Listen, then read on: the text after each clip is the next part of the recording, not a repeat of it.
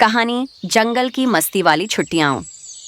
गर्मी की छुट्टियों में 5 दोस्त अपने दादी दादा के साथ पहाड़ों के पास बने एक पुराने लकड़ी के घर में छुट्टियां मनाने आए। एक रात जब सभी बच्चे छत पर तारे देख रहे थे, तभी एक जुगनू उनके पास आया। लेकिन ये कोई साधारण जुगनू नहीं था। उसकी चमक नीली थी और वो बोला, हरितवन तुम्हें बुला रहा है। क्या तुम तैयार हो जंगल की सबसे मस्त दुनिया देखने के लिए? बच्चों ने हैरानी से देखा और हाँ कहा। अगली सुबह जैसे ही वे जंगल की ओर चले, एक चमकदार जादुई पेड़ सामने आया।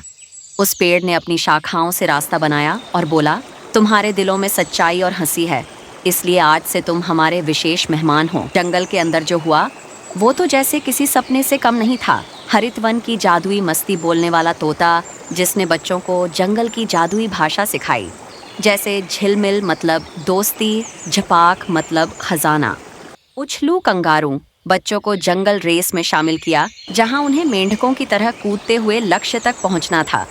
राजा शेर सिंह, जिसने बच्चों को जंगल की गुप्त गुफा दिखाई, जहां जादुई चश्मे से पेड़ पौधों की बातें सुनी जा सकती थीं। इंद्रधनुषी झील, जिसमें नहाते ही हर बच्चा एक खास शक्ति पा गया। आरव को पेड़ की बात समझने की ताकत, मीरा को जानवरों की भाषा, चिंटू को किसी भी चीज़ को मज़ेदार खिलौने में बदलने की कला, सोना जहां हाथ लगाए वहां रंग बिखर जाए, और गुड्डी को किताब की किसी भी कहानी को असली बना देने की ताकत। बड़ा ट्विस्ट, खजाना या दोस्ती?